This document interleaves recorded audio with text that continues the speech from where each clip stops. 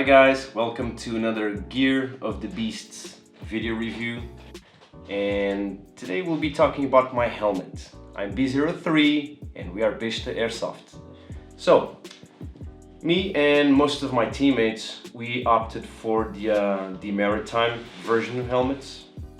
Originally these are made by a very well-known company called OpsCore, as many of you already know. And this is an FMA replica, which we believe is the best replica brand out there for helmets and a few other things, but mostly for helmets. They do very high quality replicas. So this is the Maritime in the OpsCore color Urban Tan, which is this kind of mix between gray and tan color you see here. A lot of Special Forces teams use this helmet, Navy SEALs for example, just to name one. And the main advantage behind this helmet, as opposed to the other normal lineup in the OpsCore product range, is the height of the rails.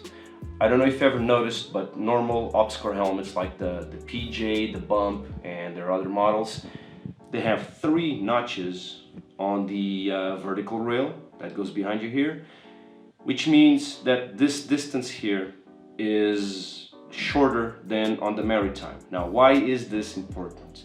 Because it's not the helmet that is deeper, it's the cut on the rail that is higher, which means the mount for the headsets will sit up in relation to the other models of helmets, which means the entire headset will also move up, which will help you with the cheek weld. Because when my team, about 3 years ago, when we all started using headsets, some of us more than others, but me for example, I struggle a lot with my cheek weld. I noticed that when I was aiming my gun and I was aiming down sights, the buttstock would make my right or left earpiece go up, right up, and would mess with the helmet and would in turn mess with the cheek weld, because I had to find that perfect spot where I could see the red dot and this wouldn't mess with the cheek weld.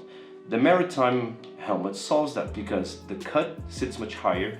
I would say it's about 2 fingers worth of height that you get, so the entire earpiece goes up. Then it doesn't touch your buttstock, doesn't mess with the cheek weld, and to me that's the greatest advantage in the Maritime helmets. I do not know if this is the reason why whoever told OpsCore to develop this version of their helmets, if this was the main reason why they asked for the high cut.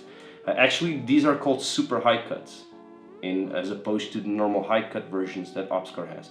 I don't know who asked OpsCore to develop this different cut, but it's fantastic. It's just amazing. You have to experience it for yourself. I was the first in my team to get the Maritime because of this reason. Then my teammates tried it on, and in a matter of 2 weeks, half the team had Maritimes already. So that alone speaks for the concept behind this helmet.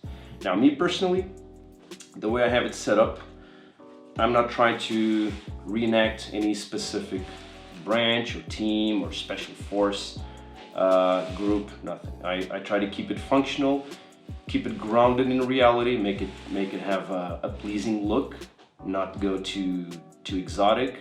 So I use normal accessories you would find on most other helmets out there. Starting with the camera, I use the Contour camera. This is a Contour Roam 2. I chose it for 2 reasons. Because I don't like cameras that sit in the front because of us having several night vision devices in our team. Sometimes we swap them among each other while we're in missions. That's why all of us have an NVG mount. Even if I don't personally own an NVG, which I don't, we all have an NVG mount, so we can swap the NVG devices among each other. So that kind of limits having a GoPro mounted in the front. So I have the Contour, which mounts on the right side or the left side. You can actually tilt and rotate the objective lens to accommodate for the angle you set it up. So I have mine on the right. That's the main reason why I went with the Contour, because I can mount it sideways. It doesn't add much volume, much profile to the helmet. It doesn't bump against things, so I think that's cool. So got the camera here, got the NVG mount here for the reasons I already explained. On this side I have simple ID badge. I'm B03, so that's where I have that. Up front I have the skeletonized shroud version. This is anodized aluminum as opposed to the normal plastic version that comes with it. I got this on the side and I mounted it. It looks cool, it's lighter, so why not? The headset, I guess we can talk about that now. This is the Earmore M32 Mod 3 version that has a lot of improvements in regards to magnetic shielding, especially battery life. That's very much improved in relation to the other ones. So most of my team uses Earmore, if not every member, I think every one of us, and we're 12, we all use Earmore. Mine are 10, they sit here. They have the version 3 mounts too. These are not the ones that rotate, these are static, but they're really sturdy. Moving to the back, I have an FMA or element, I don't remember right now, but I have a MANTA strobe replica. It's not the SNS Precision original one, it's an FMA replica. We use that because, like I told you, we have several night vision devices in our team, and this is really helpful because these replicas, they do red visible light, they also do IR light, and that is gold when you're using night vision, to have the ability to signal yourself with IR light that only your teammates are going to see. I have two V-Light replicas here, probably also from FMA, and these are red colored. I use these just to signal when I'm dead, walk into the respawn on night games, sometimes even day games, but mostly on night CQB games, which I attend a lot. That basically covers the outside of the helmet. Now on the inside, oh yeah, one more thing. Got the battery pack right here. Now this, as you guys know, serves two purposes. It acts as a counterweight for when you are using NVGs, so the whole helmet doesn't tilt forward. So this kind of counterbalances that. And I use it to keep batteries. I have 6 or 8, I think it's 8 AAA batteries, which will feed my headset. So I'm never caught with my guard down, and I never run out of batteries on my headset. I've decided to add a vertical strip of Velcro, of white Velcro here, kind of this mohawk shape, which allows me to attach, in this case, the MANTA strobe, but I can attach whatever I want here. I can attach a different kind of battery pack, I can attach a power bank, so I have flexibility. I have a lot of Velcro real estate in the back.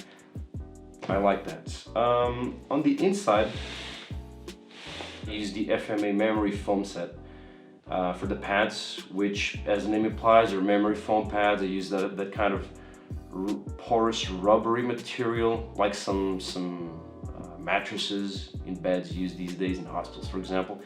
They're the most comfortable thing I know.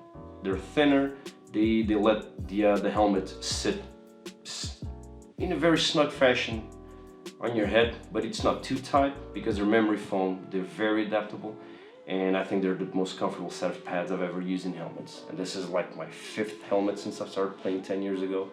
So far, it's the most comfortable helmet I've ever owned, and I love it. So that's it, guys. This is my helmet, FMA Maritime model. I've covered all the accessories. I've covered the reasons why I use it, especially the fact that it raises your headsets, and basically it doesn't mess with your cheek weld, which to me again is gold. And that's it. Hope you guys enjoyed. Subscribe to our channel. Drop a sub. Drop a like if you do. And I hope to see you guys in the next one.